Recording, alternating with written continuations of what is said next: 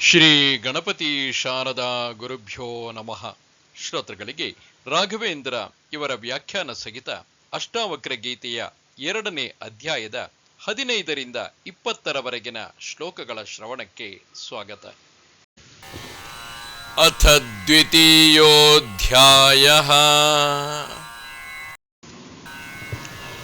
ಜ್ಞಾನಂ ಜ್ಞೇಯಂ ತಥಾ ಜ್ಞಾತಾ ತ್ರಿತಯಂ ನಾಸ್ತಿ ವಾಸ್ತವಂ ಅಜ್ಞಾನಾದ್ ಭಾತಿ ಯತ್ರೇದಂ ಸೋಹಮಸ್ಮಿ ನಿರಂಜನಃ. ವಾಸ್ತವಿಕವಾಗಿ ಜ್ಞಾನವಾಗಲಿ, ಜ್ಞಾನಿಯಾಗಲಿ, ಜ್ಞಾನದ ವಸ್ತುವಾಗಲಿ ಇಲ್ಲ. ಇವೆಲ್ಲವೂ ಅಜ್ಞಾನದಲ್ಲಿ ಮಹತ್ವವನ್ನು ಹೊಂದುತ್ತದೆ. ನಾನೇ ಇದ್ದೇನೆ, ನಾನೇ ಇವೆಲ್ಲವೂ ಆಗಿದ್ದೇನೆ, ನಾನೇ ನಿರಂಜನನಾಗಿದ್ದೇನೆ. ಅಷ್ಟಾವಕ್ರನು ಅತ್ಯಂತ ಮಹತ್ವವಾದ ರಹಸ್ಯವಾದ ಸತ್ಯವನ್ನು ಜನಕರಾಜನಿಗೆ ತಿಳಿಸುತ್ತಾನೆ. ಇದು ಏನು, ಇದು ಏಕೆ, ಇದು ಹೇಗೆ, ಈ ಪ್ರಶ್ನೆಗಳಿಗೆ ಸರಿಯಾದ ಉತ್ತರವನ್ನೇ ಜ್ಞಾನವೆನ್ನುತ್ತಾರೆ. ವಾಸ್ತವಿಕ ಜಗತ್ತಿನಲ್ಲಿ ಎಲ್ಲವೂ ಕಾಲ, ದೇಶ, ಆಕಾಶಗಳಿಂದ, ಅಂದರೆ ಟೈಮ್ ಅಂಡ್ ಸ್ಪೇಸ್ ಸನ್ನಿವೇಶಗಳಿಂದ ಬೇರೆ ಬೇರೆಯಾಗಿ ಕಾಣುತ್ತವೆ. ಇದು ನಮ್ಮ ಮನಸ್ಸಿನ ಕಾರ್ಯಕೌಶಲ್ಯ, ಮನಸ್ಸು ಕಾರ್ಯ ಮಾಡುವ ವಿಧಾನ. ಈ ಕಾಲ ದೇಶಗಳ ಅಂತರವನ್ನು ನಾಶ ಮಾಡುವುದು ಜ್ಞಾನ. ಎಲ್ಲೆಲ್ಲಿಯೂ ಇರುವ, ಎಲ್ಲವೂ ಒಂದೇ ಆಗಿರುವ ಆತ್ಮಕ್ಕೆ ಕಾಲ ಆಕಾಶಗಳ ಅಂತರವಿಲ್ಲ. ಆತ್ಮಜ್ಞಾನವನ್ನು ಆತ್ಮದಿಂದ ದೂರ ಮಾಡಲು ಸಾಧ್ಯವಿಲ್ಲ. ಆತ್ಮವೇ ಜ್ಞಾನ ಪ್ರಕಾಶವಾಗಿದೆ, ಆತ್ಮವೇ ಜ್ಞಾನಿಯಾಗಿದೆ, ಆತ್ಮವೇ ಈ ವಿಶ್ವವಾಗಿದೆ, ವ್ಯಕ್ತ ರೂಪವಾಗಿದೆ. ಈ ವ್ಯಕ್ತವಾದ ಪ್ರಪಂಚದಲ್ಲಿ ವಸ್ತುಗಳಲ್ಲಿ, ವ್ಯಕ್ತಿಗಳಲ್ಲಿ, ವಿಷಯಗಳಲ್ಲಿ ಕಾಲ ದೇಶಗಳ, ಆಕಾಶ ಸನ್ನಿವೇಶಗಳ ಅಂತರಗಳಿವೆ. ಇದು ವಾಸ್ತವಿಕ. ನಾನು ಬೇರೆ, ನೀನು ಬೇರೆ, ನನ್ನ ದೇಶ ನಿನ್ನ ದೇಶದಿಂದ ದೂರವಿದೆ, ನನಗೂ ನನ್ನ ವಸ್ತುವಿಗೂ ಅಂತರವಿದೆ, ನನಗೆ ನಿನಗೂ ಮಧ್ಯೆ ಕಾಲ ದೇಶಗಳ ಅಂತರವಿದೆ, ಅಜ್ಞಾನವಿದೆ. ಎಲ್ಲವೂ ಬೇರೆ ಬೇರೆಯಾಗಿವೆ. ಇದು ಅಜ್ಞಾನದ ಫಲ. ವಸ್ತು, ವ್ಯಕ್ತಿ, ವಿಷಯಗಳೆಂದರೆ ಭೌತಿಕ ವಸ್ತುಗಳು. ಈ ಜಗತ್ತಿನ ಎಲ್ಲ ಭೌತಿಕ ವಸ್ತುಗಳೆಲ್ಲವೂ ಅಂಧಕಾರದ ಪ್ರತೀಕಗಳು, ಅಜ್ಞಾನದ ಕತ್ತಲೆಯನ್ನು ಪ್ರತಿನಿಧಿಸುತ್ತವೆ. ಬೆಳಕಿನಲ್ಲಿ ಕತ್ತಲೆಗೆ ಸ್ಥಳವಿಲ್ಲ. ಕತ್ತಲೆ ಎಂದರೆ ಬೆಳಕಿನ ಅಭಾವ.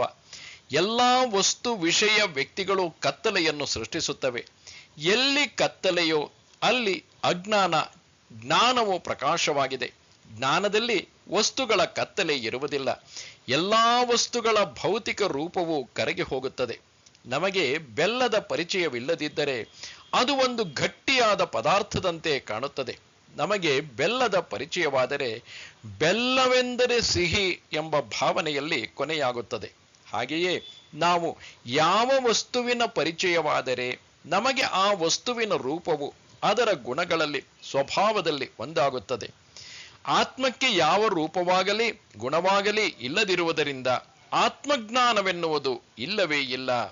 ಆತ್ಮವೇ ಜ್ಞಾನ, ಆತ್ಮವೇ ಪ್ರಕಾಶ. ವ್ಯಾವಹಾರಿಕ ಜಗತ್ತಿನಲ್ಲಿ ವಸ್ತು, ವಿಷಯ, ವ್ಯಕ್ತಿಗಳ ಪ್ರಪಂಚದಲ್ಲಿ ಅಜ್ಞಾನ, ಕತ್ತಲೆ, ಭಯ, ಆತಂಕ ಎಲ್ಲವೂ ಇರುವುದೇ ಹೊರತು ಆತ್ಮದ ಪ್ರಕಾಶದಲ್ಲಿ ಯಾವ ವಸ್ತುವಿನ ಅಸ್ತಿತ್ವವೂ ಇಲ್ಲ. ಯಾವ ಆತ್ಮವೂ ಇನ್ನೊಂದು ಆತ್ಮವನ್ನು ಉದ್ಧಾರ ಮಾಡಲು ಸಾಧ್ಯವಿಲ್ಲ. ಏಕೆಂದರೆ ಎಲ್ಲ ಆತ್ಮವೂ ಒಂದೇ ಆಗಿದೆ. ಆತ್ಮವೇ ಆತ್ಮವನ್ನು ಮೇಲಕ್ಕೆ ಎತ್ತಬೇಕು. ಮೇಲಕ್ಕೆ ಎತ್ತಬೇಕು ಎಂದರೆ ಆತ್ಮವು ತನ್ನ ಸ್ವಪ್ರಕಾಶವನ್ನು ಹೊಂದಬೇಕು. ಭೂಮಿಯ ಮೇಲಿನ, ದೇಹದ ಮೇಲಿನ ಮಮತೆ, ಮೋಹವು ನಾಶವಾಗಬೇಕು. ತಾನು ಆನಂದಮಯ ಅಮೃತವಾದ ಆತ್ಮವೆಂದು ಮನದಟ್ಟಾಗಬೇಕು. ಆಗ ದೇಹ, ಮನಸ್ಸಿನ ಭಾವವು ನಾಶವಾಗುತ್ತದೆ. ಭೂಮಿಯ ಮೇಲಿನ ವಸ್ತು, ವಿಷಯ, ವ್ಯಕ್ತಿಗಳ ಮೇಲಿನ ವ್ಯಾಮೋಹವೇ ಆತ್ಮವನ್ನು ದೇಹಧಾರಿಯನ್ನಾಗಿ ಮಾಡಿ ತಾನು ಕೇವಲ ದೇಹವೆಂಬ ಭಾವನೆಯನ್ನು ಹೊಂದುತ್ತದೆ. ಇದು ಆತ್ಮದ ಸ್ವಾತಂತ್ರ್ಯವೇ ಆಗಿದೆ. ಆತ್ಮವು ಯಾವ ರೂಪವನ್ನಾದರೂ ತಾಳಬಹುದು. ಇದು ಆತ್ಮದ ಸ್ವಾತಂತ್ರ್ಯ, ಭಾವನೆ ಮತ್ತು ಅನಿಸಿಕೆ. ಇದನ್ನು ಯಾವ ಶಕ್ತಿಯೂ ಬದಲಿಸಲು ಸಾಧ್ಯವಿಲ್ಲ. ಆತ್ಮವು ಪ್ರಾಣಿಯಾಗಬಹುದು, ಮಿತ್ರನಾಗಬಹುದು, ತಾಯಿಯಾಗಬಹುದು, ತಂದೆಯಾಗಬಹುದು, ಶತ್ರುವಾಗಬಹುದು, ಯಾವ ಭಾವನೆ ಸಂಬಂಧವನ್ನು ಬೇಕಾದರೂ ಹೊಂದಬಹುದು. ನಂತರ ಪರಿತಪಿಸುವುದು ಇದ್ದೇ ಇರುತ್ತದೆ. ಸುಖ ದುಃಖಗಳು, ನೋವು ನಲಿವುಗಳು, ಯುದ್ಧ ಶಾಂತಿಯು ಎಲ್ಲವೂ ಸಂಬಂಧಗಳ ಗುಣಗಳ ಸ್ವಭಾವ. ಆತ್ಮವು ಯಾವ ರೂಪವನ್ನು ತಾಳುತ್ತದೆಯೋ ಅದರ ಗುಣಗಳನ್ನು ಸ್ವಭಾವವನ್ನು ಅನುಭವಿಸುತ್ತದೆ. ಯಾವ ದೇವತೆಯಾಗಲಿ ಶಕ್ತಿಯಾಗಲಿ ಇದನ್ನು ತಪ್ಪಿಸಲು ಸಾಧ್ಯವಿಲ್ಲ. ದ್ವೈತ ಮೂಲಮಹೋ ದುಃಖಂ ನಾನ್ಯತ್ತಸ್ಯಾಸ್ತಿ ಭೇಷಜಂ ದೃಶ್ಯಮೇತನ್ಮೃಷಾ ಸರ್ವಂ ಏಕೋಹಂ ಚಿದ್ರಸೋಮಲಃ. ದ್ವೈತ ಭಾವನೆಯೇ ದುಃಖಕ್ಕೆ ಮೂಲ. ಎಲ್ಲ ದೃಶ್ಯಗಳು ಸುಳ್ಳು, ಮಿಥ್ಯ.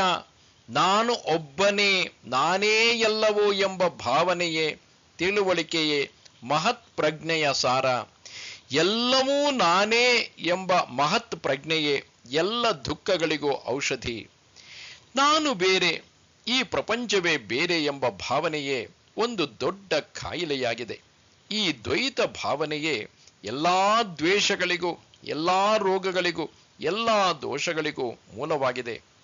ಇಲ್ಲಿ ದ್ವೈತ ಎಂದರೇನು ಎಂಬುದನ್ನು ಮೊದಲು ಅರ್ಥ ಮಾಡಿಕೊಳ್ಳೋಣ. ದ್ವೈತ ಎಂದರೆ ಎರಡು. ಎರಡು ಎಂದರೆ ಭಿನ್ನ ಭಿನ್ನವಾಗಿರುವವು. ಈ ಜಗತ್ತಿನಲ್ಲಿ ಎರಡು ಒಂದೇ ಆಗುವುದಕ್ಕೆ ಸಾಧ್ಯವಿಲ್ಲ. ಯಾವ ಎರಡೂ ಕೂಡ ಕಾಲ ಅಥವಾ ಆಕಾಶ, ಕಾಲ ಮತ್ತು ಆಕಾಶ, ಸ್ಪೇಸ್ ಅಂಡ್ ಟೈಮ್ ಇವುಗಳಿಂದ ಬೇರ್ಪಟ್ಟಿರುತ್ತವೆ. ಎರಡು ವಸ್ತುಗಳು ಒಂದೇ ಕಾಲದಲ್ಲಿ ಒಂದೇ ಸ್ಥಳವನ್ನು ಆವರಿಸಲು ಸಾಧ್ಯವಿಲ್ಲ. ಇದು ಜಗತ್ತಿನ ನಿಯಮ. ಎರಡು ವಸ್ತುಗಳು ಕಾಲ ದೇಶಗಳಿಂದ ಬೇರ್ಪಟ್ಟ ಮೇಲೆ ಅವುಗಳ ರೂಪಗಳು, ಗುಣಗಳು ಬೇರೆ ಬೇರೆಯಾಗಿರುತ್ತವೆ. ಒಂದು ಹಳೆಯದು, ಇನ್ನೊಂದು ಹೊಸದು. ಒಂದು ಒಳ್ಳೆಯದು, ಇನ್ನೊಂದು ಕೆಟ್ಟದ್ದು. ಹೀಗೆ ಅನೇಕ ಗುಣಗಳಲ್ಲಿ ವ್ಯತ್ಯಾಸವಿರುತ್ತದೆ. ಅವುಗಳಲ್ಲಿ ಪೈಪೋಟಿ, ಅವುಗಳಲ್ಲಿ ದ್ವೇಷ, ಅವುಗಳಲ್ಲಿ ವೈಮನಸ್ಯ ಇವೆಲ್ಲವೂ ಸಾಮಾನ್ಯ. ಈ ದ್ವೈತ ಸಿದ್ಧಾಂತವು ವಸ್ತು, ವಿಷಯ, ವ್ಯಕ್ತಿಗಳ ಲೋಕಕ್ಕೆ ಅನ್ವಯಿಸುತ್ತದೆಯೇ ಹೊರತು ಅವ್ಯಕ್ತ ಆತ್ಮಕ್ಕಲ್ಲ. ಎಲ್ಲಿಯವರೆಗೆ ನಾವು ಒಬ್ಬ ವ್ಯಕ್ತಿಯಾಗಿರುತ್ತೇವೆಯೋ, ಒಂದು ದೇಹವನ್ನು, ರೂಪವನ್ನು, ಗುಣವನ್ನು ಹೊಂದಿರುತ್ತೇವೆಯೋ ಅಲ್ಲಿಯವರೆಗೆ ದ್ವೈತ ಸಿದ್ಧಾಂತವು ಅನ್ವಯಿಸುತ್ತದೆ. ನಾವು ಜೀವಂತವಾಗಿರುವಾಗ ಅದ್ವೈತವನ್ನು ಅನುಸರಿಸುವುದು ಸಾಧ್ಯವೇ? ಇದು ನೀರಿನ ಪ್ರವಾಹಕ್ಕೆ ಎದುರಿಸಿ ಈಜುವ ಹಾಗೆ. ನಾವು ಏನನ್ನು ಅನುಭವಿಸಿದರೂ ನಾವು ನಮ್ಮ ದೇಹದ ಮೂಲಕವೇ, ಇಂದ್ರಿಯಗಳ ಮೂಲಕವೇ ಅನುಭವಿಸಲು ಸಾಧ್ಯ. ಅತೀಂದ್ರಿಯ ಜಗತ್ತು ನಿಜವಾದರೂ ಅದು ನಮ್ಮ ಅನುಭವಕ್ಕೆ ಮೀರಿರುತ್ತದೆ. ನಾವು ಏನು ಯೋಚಿಸಿದರೂ ದೇಹದ ಸೌಖ್ಯದ ಬಗೆಗೆ, ದೇಹದ ಸುಖದ ಬಗ್ಗೆಯೇ ಚಿಂತಿಸುತ್ತೇವೆ. ದೇಹವು ನಶ್ವರವಾದರೂ ಆತ್ಮಕ್ಕೆ ದೇಹವೊಂದೇ ಸಾಧನ. ದೇಹವು ಅವ್ಯಕ್ತವಾದ ಆತ್ಮದ ವ್ಯಕ್ತ ರೂಪ. ನಾವು ಎಷ್ಟೇ ಸಾಧನ ಮಾಡಿದರೂ, ಜ್ಞಾನ, ಅಧಿಕಾರ, ಸಂಪತ್ತು, ಖ್ಯಾತಿ ಸಂಪಾದಿಸಿದರೂ ಅದು ದೇಹದ ಜೊತೆಯಲ್ಲಿಯೇ ನಾಶವಾಗುತ್ತದೆ. ವ್ಯಕ್ತವಾದುದೆಲ್ಲವೂ ನಶ್ವರ, ಅಶಾಶ್ವತ. ಅದ್ವೈತವೆಂದರೆ ಒಂದೇ ಆಗಿರುವುದು. ಎಲ್ಲಿ ಒಂದೇ ಇರುತ್ತದೆಯೋ ಅಲ್ಲಿ ಭಯವಿಲ್ಲ, ಚಿಂತೆಯಿಲ್ಲ, ದ್ವೇಷವಿಲ್ಲ, ಮನಸ್ಸೇ ಮಾಯವಾಗುತ್ತದೆ. ಆತ್ಮವು ಒಂದೇ. ಆತ್ಮವಿಲ್ಲದೆ ಯಾವ ವ್ಯಕ್ತರೂಪವೂ ಇಲ್ಲ, ಯಾವ ದೇಹವೂ ಇಲ್ಲ. ಆತ್ಮವೆಂದರೆ ಶಕ್ತಿ, ಪ್ರಜ್ಞೆ. ದ್ವೈತ ಸಿದ್ಧಾಂತವು ಪ್ರಾಕೃತಿಕ, ನಿಜ, ಅಶಾಶ್ವತ ಮತ್ತು ವ್ಯಕ್ತ ಜಗತ್ತಿಗೆ ಸಂಬಂಧಿಸಿದೆ. ಎಲ್ಲವನ್ನೂ ವಿಭಜಿಸುವ, ಬೇರ್ಪಡಿಸುವ ಮನಸ್ಸು ವ್ಯಕ್ತ ಜಗತ್ತಿಗೆ ಸಂಬಂಧಿಸಿದೆ. ಆತ್ಮವು ಅದ್ವೈತವೂ ಅವ್ಯಕ್ತವೂ ಸತ್ಯವೂ ಆಗಿದೆ. ದೇಹದ ಮತ್ತು ಆತ್ಮದ ಮಧ್ಯದಲ್ಲಿರುವ ಪದರ ಮನಸ್ಸು. ದ್ವೈತ ಮತ್ತು ಅದ್ವೈತ ಇವುಗಳ ಮಧ್ಯೆ ಅನೇಕ ಚರ್ಚೆಗಳು ಉದ್ಭವವಾಗಿದೆ. ಜೀವೇಶ ಭೇದ, ಜೀವ ಜಡ ಭೇದ, ಜಡ ಜಡ ಭೇದ, ಜೀವ ಜೀವ ಭೇದ. ದ್ವೈತ ಸಿದ್ಧಾಂತದಲ್ಲಿ ಎಲ್ಲವೂ ಭೇದ, ಯಾವುದಕ್ಕೂ ಮುಕ್ತಿ ಇಲ್ಲ. ಕೇವಲ ಪರಮಾತ್ಮನೊಬ್ಬನೇ ಸ್ವತಂತ್ರ, ಬೇರೆಲ್ಲವೂ ಅವಲಂಬಿಗಳು. ಪರಮಾತ್ಮನ ಇರುವಿನ ಅಥವಾ ಅನುಭವದ ಅರಿವು ಯಾರಿಗೂ ಇಲ್ಲ. ಏಕೆಂದರೆ ಪರಮಾತ್ಮನ ಪರಿಚಯವು ಕೇವಲ ವೇದ ಉಪನಿಷತ್ತುಗಳಿಂದಲೇ, ಶ್ರುತಿಗಳಿಂದಲೇ ತಿಳಿದುಕೊಳ್ಳುತ್ತೇವೆ. ಯಾವ ಸಿದ್ಧಾಂತವು ಸತ್ಯ ಎನ್ನುವುದೇ ಯಾರಿಗೂ ಅರ್ಥವಾಗುವುದಿಲ್ಲ. ಏಕೆಂದರೆ ಎಲ್ಲವೂ ನಮ್ಮ ದೃಷ್ಟಿಕೋನವೇ ಆಗಿದೆ. ಆತ್ಮ ಪರಮಾತ್ಮ ಇವರಲ್ಲಿ ಭೇದವಿದೆಯೇ? ಆತ್ಮವೆಂದರೆ ಯಾರು? ಪರಮಾತ್ಮನೆಂದರೆ ಯಾರು? ಜೀವ ಎಂದರೆ ಯಾರು? ಈಶನೆಂದರೆ ಯಾರು? ವಿಷ್ಣುವೆಂದರೆ ಯಾರು? ಈ ಶಬ್ದಗಳೆಲ್ಲವನ್ನು ಸ್ಪಷ್ಟವಾಗಿ ಅರ್ಥ ಮಾಡಿಕೊಂಡರೆ ನಮಗೆ ಅವುಗಳ ವ್ಯತ್ಯಾಸದ ಅರಿವಾಗುತ್ತದೆ. ಜೀವ ಎಂದರೆ ನಮ್ಮ ಶರೀರದಲ್ಲಿ ನೆಲೆಸಿರುವ ಆತ್ಮ. ಈ ಶರೀರದಲ್ಲಿ ನೆಲೆಸಿರುವ ಆತ್ಮನಿಗೆ ಅಥವಾ ಜೀವನಿಗೆ ಯಾವ ಅಧಿಕಾರವೂ ಇಲ್ಲ. ಹೊರಗಿನ ಪಂಚಭೂತಗಳ ಮೇಲೆ ಅಧಿಕಾರವಿಲ್ಲ. ತನ್ನದೇ ಆದ ದೇಹದ ಮೇಲಾಗಲಿ ಇಂದ್ರಿಯಗಳ ಮೇಲಾಗಲಿ ಯಾವ ನಿಯಂತ್ರಣವೂ ಇಲ್ಲ.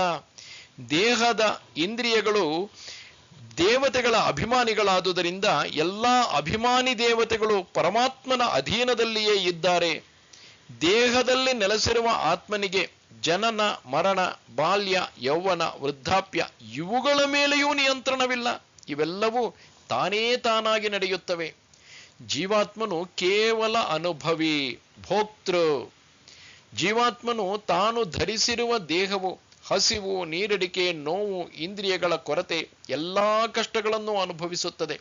ಇದರಿಂದ ತಪ್ಪಿಸಿಕೊಳ್ಳಲು ಸಾಧ್ಯವೇ ಇಲ್ಲ. ಇದು ಆತ್ಮನ ಭವಣೆ. ಮರಣದ ನಂತರ ಜೀವಾತ್ಮಕ್ಕೆ ಏನಾಗಬಹುದು ಎಂಬುದನ್ನು ಯಾರೂ ತಿಳಿಯರು. ನಮ್ಮ ಮನಸ್ಸಿಗೆ ಶಾಂತಿಯು ದೊರೆತರೆ ಅದೇ ದೊಡ್ಡ ಸಾಧನೆ. ಈ ಶಾಂತಿಯು ಯಾವ ರೂಪವೂ ಇಲ್ಲದ, ಯಾವ ಗುಣಗಳಿಲ್ಲದ, ಯಾವ ನಿಯಮಗಳಿಲ್ಲದ, ಯಾವ ಇತಿಮಿತಿಯೂ ಇಲ್ಲದ ಪರಮಾತ್ಮನ ಭಾವನೆಯಲ್ಲಿ ದೊರೆಯುತ್ತದೆ. ಅದೊಂದೇ ಜೀವಾತ್ಮನಿಗೆ ಶಾಂತಿಯನ್ನು ಹೊಂದಲು ಇರುವ ಮಾರ್ಗ. ನಾನು ಅದೇ ಆಗಿದ್ದೇನೆ, ನಾನು ಆತ್ಮನೇ ಆಗಿದ್ದೇನೆ, ನನಗೆ ಏನೂ ಬೇಡ, ನನಗೆ ಯಾವ ಆಸೆಯೂ ಇಲ್ಲ, ನಾನು ದೇಹವಲ್ಲ, ಶರೀರವಲ್ಲ, ಈ ಜಗತ್ತಿನ ಯಾವುದೂ ಅಲ್ಲ ಎಂಬ ಭಾವನೆಯು ಜೀವಾತ್ಮನ ಮನಸ್ಸಿಗೆ ಶಾಂತಿಯನ್ನು ಕೊಡುತ್ತದೆ. ಏನೂ ಬೇಡವೆನ್ನುವ, ದೇಹದ ಮೇಲೆ ಮೋಹ ಮಮತೆಯಾಗಲಿ, ಪ್ರಪಂಚದ ವಸ್ತುಗಳ ಮೇಲೆ ವ್ಯಾಮೋಹವಾಗಲಿ ಇಲ್ಲದಿರುವ ಜೀವಾತ್ಮನಿಗೆ ಶಾಂತಿ ಶತಸಿದ್ಧ. ಅವನಿಗೆ ಯಾವ ದೇವತೆಯ, ಯಾವುದೇ ಶಕ್ತಿಯ, ಯಾವುದೇ ಜ್ಞಾನದ ಅಥವಾ ಸಾಧನೆಯ ಅವಶ್ಯಕತೆಯೂ ಇರುವುದಿಲ್ಲ. ಇದೇ ಅಷ್ಟಾವಕ್ರನ ಬೋಧನೆ. ಅವನು ಪರಮಾತ್ಮನ ಪ್ರತಿಬಿಂಬವೇ ಆಗುತ್ತಾನೆ. ಈ ದ್ವೈತ ಅದ್ವೈತ ಸಿದ್ಧಾಂತಗಳು ಆ ವ್ಯಕ್ತಿಗೆ ಅನ್ವಯಿಸುವುದಿಲ್ಲ. ಏನೂ ಬೇಡ, ಏನಾದರೂ ಆಗಲಿ ಎಂಬ ಮನೋಭಾವವುಳ್ಳ ವ್ಯಕ್ತಿಗೆ ಯಾವ ಭಯ, ಯಾವ ಆತಂಕ? ಬೋಧಮಾತ್ರೋಹಮಜ್ಞಾನಾತ್ ಉಪಾಧಿಃ ಕಲ್ಪಿತೋ ಮಯಾ ಏವಂ ವಿವೃಷತೋ ನಿತ್ಯಂ ನಿರ್ವಿಕಲ್ಪೇ ಸ್ಥಿತಿರ್ಮಮ. ನಾನು ಕೇವಲ ಎಲ್ಲವನ್ನೂ ತಿಳಿಯುವ ಪ್ರಜ್ಞೆ, ಜ್ಞಾನಿಯಾಗಿದ್ದೇನೆ. ನಾನು ಕೇವಲ ಜ್ಞಾನಿಯಾಗಿದ್ದೇನೆ, ಅರಿಯುವವನಾಗಿದ್ದೇನೆ. ಅಜ್ಞಾನದ ಫಲವಾಗಿ ನಾನು ನಿಯಮಿತ ಜ್ಞಾನದ ಪರಿಮಿತಿಯಲ್ಲಿ ಸಿಲುಕಿದ್ದೇನೆ. ಕಾಲ ದೇಶಗಳ ನಿಯಂತ್ರಣದಲ್ಲಿ ಸಿಲುಕಿದ್ದೇನೆ. ಇದೆಲ್ಲವನ್ನೂ ತಿಳಿದು ನಾನು ಶುದ್ಧ ಪ್ರಜ್ಞಾಕಾಶದಲ್ಲಿ ನೆಲೆಸಿದ್ದೇನೆ. ಆತ್ಮದ ಸ್ವರೂಪ ಈ ಪ್ರಜ್ಞಾಕಾಶ. ಇದು ಕಾಲ ದೇಶಗಳನ್ನು ಮೀರಿದೆ. ಕಾಲ ದೇಶಗಳು ಪ್ರಜ್ಞಾಕಾಶದ ಮಿತಿಯಲ್ಲಿ ಇರುತ್ತವೆ. ಕಾಲ ದೇಶಗಳು ಪ್ರಜ್ಞಾಕಾಶದಿಂದ ಉದ್ಭವಿಸುತ್ತವೆ. ಆತ್ಮದ ಸ್ವಭಾವ ಎಲ್ಲವನ್ನೂ ಭೇದಿಸಿ, ಆವರಿಸಿ, ಪ್ರವೇಶಿಸಿ ಎಲ್ಲವನ್ನೂ ತಿಳಿಯುವುದು. ಎಲ್ಲ ನಿಯಂತ್ರಣ ಪರಿಮಿತಿಗಳಿಗೂ ನಮ್ಮ ಕಲ್ಪನೆಗಳೇ ಕಾರಣ. ಈ ನಮ್ಮ ಕಲ್ಪನೆಗಳು ನಮ್ಮ ಶಕ್ತಿಯನ್ನು, ಪ್ರಜ್ಞೆಯನ್ನು ನಿಯಂತ್ರಿಸಿ ಪರಿಮಿತಿಗೊಳಿಸುತ್ತವೆ. ನಾವು ಕೇವಲ ದೇಹವೇ ಆಗಿದ್ದೇವೆ ಎಂಬ ಭಾವನೆಯು ನಮ್ಮನ್ನು ಸಂಕುಚಿತಗೊಳಿಸುತ್ತದೆ. ನಾನು ವೈದ್ಯನಾಗಿದ್ದೇನೆ ಎಂಬ ಭಾವನೆಯು ನಮ್ಮ ಜ್ಞಾನದ ಎಲ್ಲೆಯನ್ನು ದೇಹದ ವಿಷಯಕ್ಕೆ ಪರಿಮಿತಿಗೊಳಿಸುತ್ತದೆ. ನಮ್ಮ ಕಲ್ಪನೆಯ ಎಲ್ಲೆಯು ವಿಶಾಲವಾದಷ್ಟು ನಮ್ಮ ಪ್ರಜ್ಞಾಕಾಶವು ದೊಡ್ಡದಾಗುತ್ತದೆ. ನಮ್ಮ ಮನಸ್ಸು ಆಕಾಶದಷ್ಟೇ ದೊಡ್ಡದಾಗಬಲ್ಲದು. ಆತ್ಮವು ಯಾವ ನಾಮರೂಪವೂ ಅಲ್ಲ. ಆತ್ಮವು ಯಾವ ನಾಮರೂಪದಲ್ಲಿ ಬೇಕಾದರೂ ಪ್ರವೇಶಿಸಬಲ್ಲದು. ಆತ್ಮಕ್ಕೆ ಯಾವ ನಿರ್ದಿಷ್ಟ ರೂಪವಾಗಲಿ ಗುಣವಾಗಲಿ ಇಲ್ಲ. ಆತ್ಮವು ಎಲ್ಲ ರೂಪಗಳನ್ನು, ಶಬ್ದಗಳನ್ನು, ಸವಿ, ವಾಸನೆ, ಸ್ಪರ್ಶವನ್ನು ಅನುಭವಿಸುತ್ತದೆ, ಎಲ್ಲವನ್ನೂ ತಿಳಿಯುತ್ತದೆ. ಆತ್ಮಕ್ಕೆ ಯಾವ ಅಭಾವವಾಗಲಿ, ಕೊರತೆಯಾಗಲಿ, ಕಾಲ ದೇಶಗಳ ಪರಿಮಿತಿಯಾಗಲಿ, ಸಾವು ನೋವುಗಳಾಗಲಿ ಇಲ್ಲ. ಇವೆಲ್ಲವೂ ಇರುವುದು ಆತ್ಮವು ಧರಿಸುವ ನಶ್ವರವಾದ ರೂಪಗಳಿಗೆ, ದೇಹಗಳಿಗೆ ಮಾತ್ರ. ದೇಹವನ್ನು ಹೊತ್ತಿರುವ ಆತ್ಮಕ್ಕೆ ಜ್ಞಾನದ ಅಭಾವವಿರುತ್ತದೆ. ದೇಹ ಭಾವವನ್ನು ಮೀರಿದರೆ ಜ್ಞಾನದ ಅರಿವಾಗುತ್ತದೆ. ಈ ಆತ್ಮಕ್ಕೆ ತನ್ನ ಅರಿವಾದಾಗ ಆತ್ಮವು ತನ್ನ ಸ್ವಭಾವವಾದ ಶಾಂತಿಯನ್ನು ಹೊಂದುತ್ತದೆ. ನಮ್ಮ ಕಲ್ಪನೆಗಳು, ನಮ್ಮ ಊಹೆಗಳು ನಮ್ಮಲ್ಲಿಯೇ ಅರಾಜಕತೆಯನ್ನು ಉಂಟು ಮಾಡುತ್ತವೆ. ನಮ್ಮ ಕಲ್ಪನಾಶಕ್ತಿಯು ಸ್ವರ್ಗವನ್ನು ಸೃಷ್ಟಿಸುತ್ತದೆ, ನರಕವನ್ನೂ ಸೃಷ್ಟಿಸುತ್ತದೆ. ಜನನ, ಮರಣ, ಸುಖ, ನೋವು ಇವುಗಳ ಭಯವನ್ನು ಉತ್ಪಾದಿಸುತ್ತದೆ. ಆತಂಕ, ಶತ್ರು, ಮಿತ್ರ ಎಲ್ಲಾ ರೀತಿಯ ವಿರುದ್ಧವಾದ ತನ್ನದೇ ಆದ ಪ್ರಪಂಚವನ್ನು ಸೃಷ್ಟಿಸಿ ತೊಳಲಾಡುತ್ತದೆ. ನಾನು ದೊಡ್ಡವನು, ಮೇಲು ಕೀಳು, ಬಡವ, ಬಲ್ಲಿದ, ಬುದ್ಧಿವಂತ, ಮೂರ್ಖ ಮುಂತಾದ ಬಿರುದುಗಳನ್ನು ಸೃಷ್ಟಿಸಿ ಅದರಲ್ಲಿ ವಿಹರಿಸುತ್ತದೆ. ತನಗೆ ಬೇಕಾದದ್ದು ದೊರೆಯದೆ ಹೋದಾಗ ದುಃಖಿಯಾಗುತ್ತದೆ. ದೇಹವು ತನ್ನ ಗುಣಗಳನ್ನು, ತನ್ನ ಸ್ಥಿತಿಗಳನ್ನು ಅನುಭವಿಸಲೇಬೇಕು. ಇದನ್ನು ಯಾವ ಶಕ್ತಿಯೂ, ಯಾವ ದೇವತೆಯೂ ತಪ್ಪಿಸಲಾರದು. ಎಲ್ಲವೂ ನಮ್ಮ ಕಲ್ಪನೆ, ಊಹಾ ಪ್ರಪಂಚ. ಆತ್ಮಕ್ಕೆ ಯಾವ ಆಗುಹೋಗುಗಳೂ ಇಲ್ಲ, ಯಾವ ಸ್ಥಿತಿಯೂ ಇಲ್ಲ. ಸಮಾಧಾನ ಸ್ಥಿತಿಯೇ ಆತ್ಮದ ಸ್ಥಿತಿ. ಆತ್ಮಭಾವವೇ ನಿಜವಾದ ಭಾವ. ಶುದ್ಧ ಪ್ರಜ್ಞೆಯೇ ಆತ್ಮದ ಸ್ಥಿತಿ. ಪ್ರಜ್ಞಾಕಾಶದಲ್ಲಿ ಭಾವನೆಗಳು ಉತ್ಪತ್ತಿಯಾದಾಗ ಅದು ಮನಸ್ಸಿನ ರೂಪವನ್ನು ತಾಳುತ್ತದೆ. ಮನಸ್ಸಿನಲ್ಲಿ ಯಾವ ಭಾವನೆಯೂ ಇಲ್ಲದೆ ಪರಿಶುದ್ಧವಾದಾಗ ಅದು ಶುದ್ಧವಾದ ಪ್ರಜ್ಞಾಕಾಶವೇ ಆಗುತ್ತದೆ. ನ ಮೇ ಬಂಧೋಸ್ತಿ ಮೋಕ್ಷೋ ವಾ ಭ್ರಾಂತಿ ಶಾಂತ ನಿರಾಶ್ರಯ ಅಹೋ ಮಯಿ ಸ್ಥಿತಂ ವಿಶ್ವಂ ವಸ್ತುತೋ ನ ಮಯಿ ಸ್ಥಿತಂ. ನನಗೆ ಬಂಧನವೂ ಇಲ್ಲ, ಮೋಕ್ಷವೂ ಇಲ್ಲ. ನನಗೆ ಭ್ರಾಂತಿಯು ತನ್ನ ಆಧಾರವನ್ನು ಕಳೆದುಕೊಂಡು ಮಾಯವಾಗಿದೆ. ಈ ವಿಶ್ವವೇ ನನ್ನಲ್ಲಿದ್ದರೂ ಅದು ನನ್ನಲ್ಲಿಲ್ಲ. ನಾನು ವಿಶ್ವದಿಂದ ಭಿನ್ನನಾಗಿದ್ದೇನೆ. ಅಷ್ಟಾವಕ್ರನು ಅತ್ಯಂತ ಸೂಕ್ಷ್ಮವಾದ ಆತ್ಮಜ್ಞಾನವನ್ನು ಜನಕರಾಜನಿಗೆ ತಿಳಿಸುತ್ತಿರುವನು. ಆತ್ಮಕ್ಕೆ ಯಾವ ಬಂಧನವೂ ಇಲ್ಲ, ಮೋಕ್ಷವೂ ಇಲ್ಲ. ದೇಹದಲ್ಲಿ ನೆಲೆಸಿರುವಾಗ ಆತ್ಮವು ಬಂಧಿಯಾಗಿದೆ ಎಂಬ ಭಾವನೆಯು ಬರುತ್ತದೆ. ಆತ್ಮವು ಬೆಳಕಿನಂತೆ ಯಾವ ವಸ್ತುವಿಗೂ ಅಂಟಿಕೊಳ್ಳದೆ ಎಲ್ಲಾ ವಸ್ತುಗಳನ್ನು ಬೆಳಗಿಸುತ್ತದೆ. ಆತ್ಮವು ದೇಹವನ್ನು ಜನನ ಕಾಲದಲ್ಲಿ ಪ್ರವೇಶಿಸಿ ಮರಣ ಕಾಲದಲ್ಲಿ ತ್ಯಜಿಸುತ್ತದೆ. ದೇಹಕ್ಕೆ ಸಂಬಂಧಿಸಿದ ಯಾವ ವಸ್ತುವನ್ನು ಆತ್ಮವು ಹೊರುವುದಿಲ್ಲ. ಎಲ್ಲಾ ಬಂಧನಗಳು ದೇಹಕ್ಕೆ ಹೊರತು ಆತ್ಮಕ್ಕಲ್ಲ. ದೇಹವನ್ನು ಬಂಧಿಸಬಹುದೇ ವಿನಃ ಆತ್ಮವನ್ನು ಬಂಧಿಸಲು ಸಾಧ್ಯವಿಲ್ಲ. ಆತ್ಮಭಾವವನ್ನು ಹೊಂದಿರುವ ವ್ಯಕ್ತಿಗೆ ಯಾವ ಬಂಧನವೂ ಇಲ್ಲ. ಆತ್ಮವಾನನಿಗೆ ತಾನು ಕೇವಲ ದೇಹವೆಂಬ ಭ್ರಾಂತಿಯು ನಾಶವಾಗಿರುತ್ತದೆ. ದೇಹಭಾವವು ನಾಶವಾದ ನಂತರ ಜಗತ್ತಿನಲ್ಲಿ ಆತ್ಮವನ್ನು ತಡೆಹಿಡಿಯುವ ಯಾವ ಶಕ್ತಿಯೂ ಇಲ್ಲ. ದೇಹಕ್ಕೆ ಆತ್ಮವು ಆಶ್ರಯವೇ ಹೊರತು ಆತ್ಮಕ್ಕೆ ದೇಹವು ಆಶ್ರಯವಲ್ಲ. ಆತ್ಮವು ದೇಹವನ್ನು ತ್ಯಜಿಸಿದರೆ ದೇಹವು ನಾಶವಾಗುತ್ತದೆ. ಆತ್ಮವು ದೇಹದ ಒಳಗೂ ಇದೆ, ಹೊರಗೂ ಇದೆ. ಅದು ಎಲ್ಲೆಲ್ಲಿಯೂ ಇದೆ. ಆತ್ಮವು ದೇಹದೊಳಗಿದೆ ಎನ್ನುವುದು ಭ್ರಾಂತಿ, ಕಲ್ಪನೆ. ಈ ವಿಶ್ವವೇ ಆತ್ಮದಲ್ಲಿದೆ, ಪ್ರಜ್ಞಾಕಾಶದಲ್ಲಿ ವ್ಯವಸ್ಥಿತವಾಗಿದೆ. ಈ ವಿಶ್ವವೇ ಆತ್ಮದಲ್ಲಿ ಪ್ರತಿಬಿಂಬಿಸಲ್ಪಡುತ್ತದೆ. ಈ ವಿಶ್ವವೆಂದರೆ ವಸ್ತುಗಳು, ವ್ಯಕ್ತಿಗಳು, ಪ್ರಾಣಿಗಳು, ಆಕಾಶ, ಸೂರ್ಯ, ಗ್ರಹಗಳು, ನದಿ, ಪರ್ವತಗಳು ಎಲ್ಲವೂ ವಿಶ್ವವೇ. ಇವೆಲ್ಲವೂ ಬದಲಾವಣೆಯನ್ನು ಹೊಂದುತ್ತಾ ಚಲಿಸುತ್ತವೆ. ಈ ವಿಶ್ವವನ್ನು ನಾವು ಪ್ರತಿಬಿಂಬಿಸುತ್ತೇವೆ. ಇಲ್ಲಿ ನಾವು ಎಂದರೆ ನಮ್ಮ ಪ್ರಜ್ಞಾಕಾಶ. ಈ ಪ್ರತಿಬಿಂಬಿಸುವ ಕಾರ್ಯಕ್ಕೆ ನಮ್ಮ ಇಂದ್ರಿಯಗಳು ಸಹಾಯಕವಾಗಿವೆ. ಈ ದೇಹಕ್ಕೆ ಆಧಾರ ಆತ್ಮ. ಆತ್ಮವೇ ಒಂದು ಶುದ್ಧವಾದ ಕನ್ನಡಿಯಂತೆ ಎಲ್ಲವನ್ನೂ ಪ್ರತಿಬಿಂಬಿಸುತ್ತದೆ. ಕನ್ನಡಿಯು ಯಾವ ಪ್ರತಿಬಿಂಬಕ್ಕೂ ಅಂಟಿಕೊಳ್ಳುವುದಿಲ್ಲ. ಹಾಗೆಯೇ ನಮ್ಮ ಪ್ರಜ್ಞಾಕಾಶವು ಯಾವುದಕ್ಕೂ ಅಂಟಿಕೊಳ್ಳುವುದಿಲ್ಲ. ಎಲ್ಲವೂ ನಮ್ಮ ಭಾವನೆಗಳು, ನಮ್ಮ ಅನಿಸಿಕೆಗಳು. ನಮ್ಮದು ಎಂದುಕೊಂಡರೆ ಬಂಧನವು ಉಂಟಾಗುತ್ತದೆ. ನಮ್ಮದಲ್ಲ ಎಂದುಕೊಂಡರೆ ಅದು ನಮಗೆ ದೂರವೆನಿಸುತ್ತದೆ. ನಾನು ನನ್ನದು ಎಂಬ ಅಹಂಕಾರವೇ ಬಂಧನ. ಈ ಜಗತ್ತಿನಲ್ಲಿ ಯಾವುದೂ ನಮ್ಮದು ಎಂಬುದಿಲ್ಲ. ಎಲ್ಲವೂ ತಮ್ಮ ತಮ್ಮ ಪಾಡಿಗೆ ಬಂದು ಹೋಗುತ್ತವೆ. ನಮಗೆ ಪ್ರಯೋಜನವಾಗುವುದಾದರೆ ನಾವು ಯಾವುದರ ಹಿಂದೆ ಬೇಕಾದರೂ ಹೋಗುತ್ತೇವೆ. ನಮಗೆ ಪ್ರಯೋಜನವಾಗದಿರುವುದು ಕಸಕ್ಕಿಂತಲೂ ಕಡೆಯಾಗುತ್ತದೆ. ನಮಗೆ ಬೇಕಾದರೆ ಕಸವೂ ರಸವಾಗುತ್ತದೆ. ಎಲ್ಲವನ್ನೂ ಪ್ರತಿಬಿಂಬಿಸುವ, ಪ್ರತಿಧ್ವನಿಸುವ ಪ್ರಜ್ಞೆಯಾಗಿದ್ದೇವೆ. ಈ ಪ್ರಜ್ಞಾಕಾಶದಲ್ಲಿ ಯಾವ ವಸ್ತುವಾಗಲಿ, ಯಾವುದೇ ವ್ಯಕ್ತಿಯಾಗಲಿ, ಯಾವುದೇ ವಿಷಯವಾಗಲಿ, ಯಾವುದೂ ಮನೆ ಮಾಡದಂತೆ ನೋಡಿಕೊಳ್ಳುವುದು ನಮ್ಮ ಕಾರ್ಯ.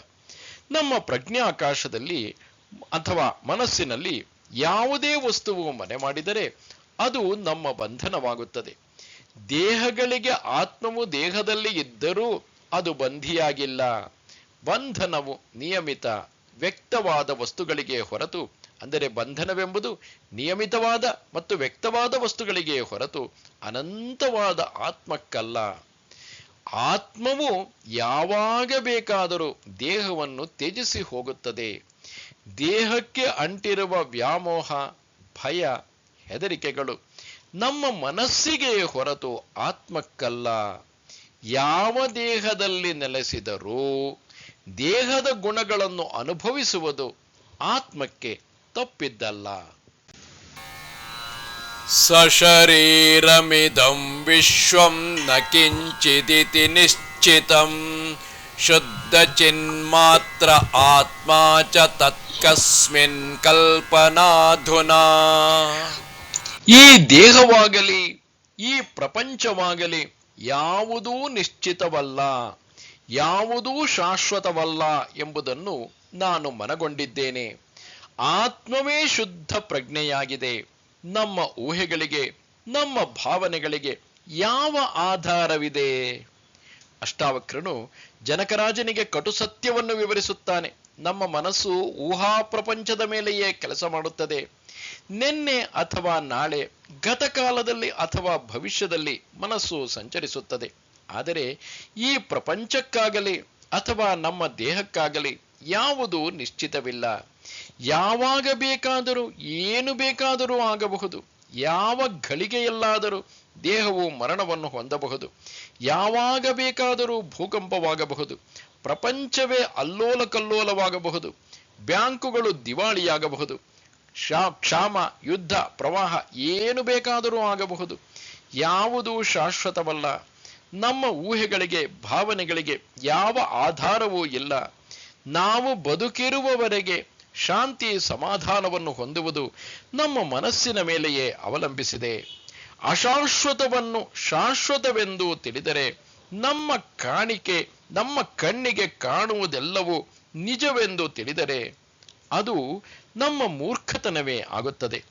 ನಮ್ಮ ಎಲ್ಲಾ ಆಸೆಗಳನ್ನು ಪೂರೈಸಲು ನಮ್ಮ ದೇಹವೇ ಸಾಧನವೂ ಆಗಿದೆ, ಮಾಧ್ಯಮವೂ ಆಗಿದೆ. ಕರ್ಮೇಂದ್ರಿಯಗಳ ಮೂಲಕ ಸಾಧನೆ, ಜ್ಞಾನೇಂದ್ರಿಯಗಳ ಅಥವಾ ಪಂಚೇಂದ್ರಿಯಗಳ ಮೂಲಕ ಅನುಭವ. ನಮ್ಮ ಮನಸ್ಸು ಊಹಾ ಪ್ರಪಂಚದಿಂದ ಆಸೆಯನ್ನು ಸೃಷ್ಟಿಸಿ ಶರೀರವನ್ನು ಕಾರ್ಯದಲ್ಲಿ ತೊಡಗಿಸುತ್ತದೆ. ನಮ್ಮ ಆಸೆಯ ಉದ್ಭವದ ಸಮಯಕ್ಕೂ ಮತ್ತು ಆಸೆಯು ಫಲಿಸುವುದಕ್ಕೂ ಮಧ್ಯೆ ಅಗಾಧವಾದ ಕಾಲ, ದೇಶಗಳ, ಸನ್ನಿವೇಶಗಳ ಅಂತರವಿದೆ. ಈ ಅಂತರದಲ್ಲಿ ಎಲ್ಲವೂ ಬದಲಾವಣೆಯನ್ನು ಹೊಂದುತ್ತದೆ. ನಾವು ಆಸೆಪಟ್ಟ ವಸ್ತುವೇ ಬದಲಾಗುತ್ತದೆ. ನಾವು ಅನುಭವಿಸುವ ಇಂದ್ರಿಯಗಳು ಬದಲಾಗುತ್ತವೆ. ನಾವು ನಾವಾಗಿಯೇ ಉಳಿದಿರುವುದಿಲ್ಲ. ಎಲ್ಲಾ ಆಸೆಗಳು ಮಿಥ್ಯವೆನ್ನಿಸುತ್ತವೆ. ಈ ಪ್ರಪಂಚದಲ್ಲಿ ಯಾವುದೂ ಶಾಶ್ವತವಲ್ಲ. ಎಲ್ಲವೂ ಬದಲಾವಣೆಯನ್ನು ಹೊಂದುವ, ಚಲಿಸುವ ಚಿತ್ರ ಜಗತ್ತಾಗಿದೆ. ಇದನ್ನು ಅನುಭವಿಸುವ ನಮ್ಮ ದೇಹ ಮಾಧ್ಯಮವು ಶಾಶ್ವತವಲ್ಲ. ಆತ್ಮವು ಬದಲಾಗದ ಪ್ರಜ್ಞಾಕಾಶವಾಗಿದೆ. ಇದೇ ಶಾಶ್ವತ, ಬದಲಾಗದ ಚಿತ್ರ ಜಗತ್ತಿನ ಪರದೆ. ಈ ಪರದೆಯ ಮೇಲೆ ಚಲಿಸುವ ಎಲ್ಲಾ ಪ್ರಪಂಚದ ಆಗುಹೋಗುಗಳು ನಮ್ಮ ದುಃಖಕ್ಕೆ ಕಾರಣ. ಈ ದೇಹದಲ್ಲಿರುವ ಬುದ್ಧಿ ಮತ್ತು ಭಾವನೆಗಳಿಗೂ ದೇಹವೇ ಆಧಾರವಾಗಿದೆ. ಮತ್ತು ನಾವು ಇವುಗಳಲ್ಲಿಯೂ ಮೋಹಗೊಳ್ಳುತ್ತೇವೆ. ನಾವು ಈ ಅಶಾಶ್ವತವಾದ ಯಾವ ಆಧಾರವೂ ಇಲ್ಲದ ಪ್ರಪಂಚದ ವಸ್ತುಗಳಿಗೆ ಆಸೆ ಪಡುವುದು ಮತ್ತು ಅವುಗಳಲ್ಲಿ ಮೋಹಗೊಳ್ಳುವುದು, ನಮ್ಮ ಬದಲಾಗುವ ಅಶಾಶ್ವತವಾದ ದೇಹದಲ್ಲಿ ಮೋಹಗೊಳ್ಳುವುದು ಒಂದು ಮೂರ್ಖತನವೇ. ನಾವು ಯಾವುದಕ್ಕೂ ಅಂಟಿಕೊಳ್ಳದೆ ನಮ್ಮ ಜೀವನವನ್ನು ಒಂದು ಆಟವನ್ನಾಗಿ ಪರಿಗಣಿಸಿ ನಮ್ಮ ಪಾಲಿನ ಆಟವನ್ನು ಆಡಿ ಅದರಲ್ಲಿ ಸಂತೋಷ ಪಡುವುದೇ ನಮ್ಮ ಜಾಣತನ. ಶರೀರಂ ಸ್ವರ್ಗ ನರಕೌ ಬಂಧ ಮೋಕ್ಷೌ ಭಯಂ ತಥಾ ಕಲ್ಪನಾ ಮಾತ್ರಮೇವೈತತ್ ಕಿಂ ಮೇ ಕಾರ್ಯಂ ಚಿದಾತ್ಮನಃ. ಈ ಶರೀರ, ಸ್ವರ್ಗ, ನರಕ, ಬಂಧನ, ಸ್ವಾತಂತ್ರ್ಯ, ಭಯ ಇವೆಲ್ಲವೂ ನಮ್ಮ ಮನಸ್ಸಿನ ಊಹೆಗಳೇ ಆಗಿವೆ. ಚಿದ್ರೂಪದ ಅಥವಾ ಪ್ರಜ್ಞೆಯ ರೂಪದ ಆತ್ಮನಿಗೆ ಇವುಗಳಿಂದ ಏನು ಪ್ರಯೋಜನ? ಈ ಶ್ಲೋಕವನ್ನು ಅರ್ಥ ಮಾಡಿಕೊಳ್ಳುವುದು ಬಹಳ ಕಷ್ಟವಾಗಿದೆ. ಈ ಪ್ರಪಂಚವು ಅಂದರೆ ದೇಹವು ಕೇವಲ ನಮ್ಮ ಊಹೆ ಎಂದರೆ ಅರ್ಥ ಮಾಡಿಕೊಳ್ಳುವುದು ಕ್ಲಿಷ್ಟವೇ. ನಮ್ಮ ದೇಹವೇ ನಮ್ಮ ಜೀವನ, ನಮ್ಮ ಅನುಭವಕ್ಕೆ ಮಾಧ್ಯಮ. ದೇಹವಿದ್ದರೆ ಜೀವನ, ಪ್ರಪಂಚ ಎಲ್ಲವೂ ದೇಹ ಸಂಬಂಧಗಳೇ. ಈ ದೇಹವಿರುವವರೆಗೆ ಈ ಪ್ರಪಂಚ. ನಮ್ಮ ದೇಹದ ನಾಶವಾದಾಗ ನಾನು ಎನ್ನುವುದು ನಾಶವಾಗುತ್ತದೆ, ಆತ್ಮದ ವ್ಯಕ್ತತೆಯು ನಾಶವಾಗುತ್ತದೆ. ನಮ್ಮ ದೇಹವೇ ಆತ್ಮದ ಅನುಭವಕ್ಕೆ ಆಧಾರ. ನಮ್ಮ ದೇಹದ ಮೂಲಕವೇ ಪ್ರಜ್ಞೆ, ಜ್ಞಾನ, ಬುದ್ಧಿ, ಕಾರ್ಯಕೌಶಲ್ಯ, ಆನಂದ ಎಲ್ಲವೂ ಪ್ರಕಟಗೊಳ್ಳುತ್ತವೆ. ಭಯ, ನರಕ, ಸ್ವರ್ಗ, ಬಂಧನ, ಮೋಕ್ಷ ಇವುಗಳು ದೇಹಕ್ಕೆ ಅನ್ವಯಿಸುತ್ತವೆ ಮತ್ತು ಇವೆಲ್ಲವೂ ನಮ್ಮ ಊಹಾ ಪ್ರಪಂಚವೇ ಆಗಿದೆ. ಸ್ವರ್ಗ, ನರಕ ಇವುಗಳು ಇಲ್ಲಿಯೇ ಈ ದೇಹದ ಮೂಲಕವೇ ಅನುಭವಿಸಲ್ಪಡುತ್ತದೆ. ಒಬ್ಬರ ಸ್ವರ್ಗ ಇನ್ನೊಬ್ಬರ ನರಕವಾಗುತ್ತದೆ. ಒಬ್ಬರ ನೋವು, ಸಂಕಟ ಇನ್ನೊಬ್ಬರ ಸಂತೋಷ. ನೋವೇ ಅಭ್ಯಾಸವಾದಾಗ ನೋವಿನ ಅಭಾವವೇ ಅಥವಾ ಸುಖವೇ ನೋವಾಗುತ್ತದೆ. ಒಬ್ಬರ ನಷ್ಟ ಇನ್ನೊಬ್ಬರ ಲಾಭ. ಈ ದ್ವೈತದಲ್ಲಿಯೇ ಅಂದರೆ ವಿರೋಧಾಭಾಸದಲ್ಲಿಯೇ ಈ ಪ್ರಪಂಚವು ವ್ಯವಸ್ಥಿತವಾಗಿದೆ. ಎಲ್ಲವೂ ಮನಸ್ಸಿನ ಸೃಷ್ಟಿ. ಆತ್ಮಕ್ಕೆ ಸ್ವರ್ಗವೂ ಇಲ್ಲ, ನರಕವೂ ಇಲ್ಲ, ಭಯವೂ ಇಲ್ಲ, ಬಂಧನವೂ ಇಲ್ಲ, ಮೋಕ್ಷವೂ ಇಲ್ಲ. ದೇಹವೇ ನಾಶವಾದಾಗ ಸ್ವರ್ಗ ನರಕಗಳು ಮಾಯವಾಗುತ್ತವೆ. ದೇಹವನ್ನು ಬಂಧಿಸಬಹುದು, ಬಿಡುಗಡೆ ಮಾಡಬಹುದು. ಇದು ಆತ್ಮಕ್ಕೆ ಅನ್ವಯಿಸುವುದಿಲ್ಲ. ದೇಹವಿರುವವರೆಗೂ ಆತ್ಮವು ದೇಹವೇ ಆಗಿರುತ್ತದೆ. ಆತ್ಮ ಮತ್ತು ದೇಹ ಇವೆರಡೂ ಭಿನ್ನವಾದರೂ ಆತ್ಮ ಬೇರೆ, ದೇಹ ಬೇರೆ ಎಂದು ಬೇರ್ಪಡಿಸಲಾಗುವುದಿಲ್ಲ. ಆತ್ಮವಿಲ್ಲದೆ ದೇಹವಿಲ್ಲ, ದೇಹವಿಲ್ಲದೆ ಆತ್ಮದ ಅನುಭವವಿಲ್ಲ. ನಾವು ದೇಹಕ್ಕೆ ಒದಗುವ ಎಲ್ಲ ಅನುಭವಗಳನ್ನು ತ್ಯಜಿಸಿದರೂ ನಾವು ಸಾಧಿಸುವುದು ಏನಿದೆ? ಆತ್ಮವು ಯಾವಾಗಲೂ ಸ್ವತಂತ್ರವೇ. ನಾವು ಆತ್ಮಭಾವವನ್ನು ಹೊಂದಿದರೆ ನಮಗೆ ದಿವ್ಯ ಜೀವನದ ಪರಿಚಯವಾಗುತ್ತದೆ, ಆನಂದದ ಅನುಭವವಾಗುತ್ತದೆ. ನಮಗೆ ನಿದ್ರೆಯಲ್ಲಿ ದೇಹದ ಅನುಭವ ಇರುವುದಿಲ್ಲ. ನಿದ್ರೆಯ ಸ್ಥಿತಿಯು ಆನಂದದ ಸ್ಥಿತಿ, ಆದರೆ ಪ್ರಜ್ಞಾಹೀನ ಸ್ಥಿತಿ. ಸ್ವಪ್ನಾವಸ್ಥೆ ಎಂದರೆ ನಿದ್ರಾವಸ್ಥೆ, ಜಾಗೃತಾವಸ್ಥೆ. ಈ ಮೂರು ಸ್ಥಿತಿಗಳ ಹಿಂದಿರುವುದೇ ಅಂದರೆ ಇಲ್ಲಿ ಸ್ವಪ್ನಾವಸ್ಥೆ, ನಿದ್ರಾವಸ್ಥೆ ಮತ್ತು ಜಾಗೃತಾವಸ್ಥೆ ಈ ಮೂರು ಸ್ಥಿತಿಗಳ ಹಿಂದಿರುವುದೇ ಆತ್ಮದ ಪ್ರಜ್ಞಾ ಸ್ಥಿತಿ. ಶುದ್ಧ ಪ್ರಜ್ಞೆಗೆ ದೇಹದ ಅವಶ್ಯಕತೆ ಇರುವುದಿಲ್ಲ. ನಮಸ್ತೆ ಶಾರದೆ ದೇವಿ ಕಾಶ್ಮೀರ ಪುರವಾಸಿನಿ ತ್ವಾಮಹಂ ಪ್ರಾರ್ಥಯೇ ನಿತ್ಯಂ ವಿದ್ಯಾದಾನಂಚ ದೇಹಿಮೆ. ನಮಸ್ಕಾರ.